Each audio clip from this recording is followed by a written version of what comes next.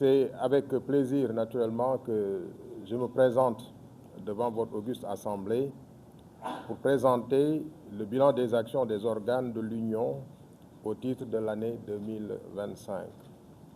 Conformément aux dispositions des articles 26 et 36 du traité modifié de l'UEMOA.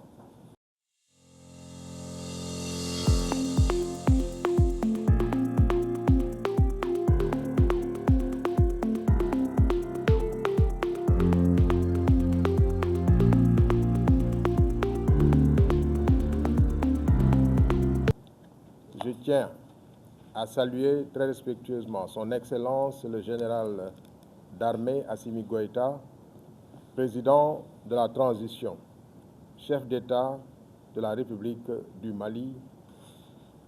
Je lui témoigne notre profonde reconnaissance pour son soutien pour la bonne marche de notre Union.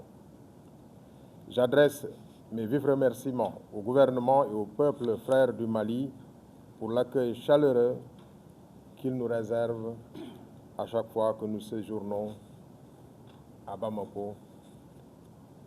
Avant d'aborder le fonctionnement et l'évolution de l'Union au titre de l'année 2025, vous me permettrez de vous rappeler le contexte international qui reste marqué par la poursuite des tensions géopolitiques et des politiques commerciales restrictives. Selon le Fonds monétaire international, le taux de croissance de l'économie mondiale est estimé à 3,2% en 2025, après 3,3% en 2024. Malgré un contexte peu favorable, les économies des États membres de l'UEMOA restent dynamiques, avec un taux de croissance de 6,7% contre 6,2% en 2024, en lien avec le maintien du dynamisme dans l'ensemble des secteurs de nos économies. Cette performance a été obtenue dans un contexte de stabilité des prix, avec un taux d'inflation annuel moyen nul, donc de 0%, contre 3,5% en 2024, sous l'effet de la bonne tenue de la production agricole dans notre espace. Le déficit budgétaire global a représenté 3,7% du PIB contre 5,3% en 2024. Cette réduction du déficit s'explique par une hausse des recettes publiques plus importante que celle des dépenses. En 2025, le taux d'endettement est ressorti à 62,7% contre 64,5% en 2024, soit une baisse de 1,8 point de pourcentage. Toutefois, il convient de noter que la dette intérieure continue de progresser dans plusieurs États membres en lien avec les interventions sur le marché financier sous-régional.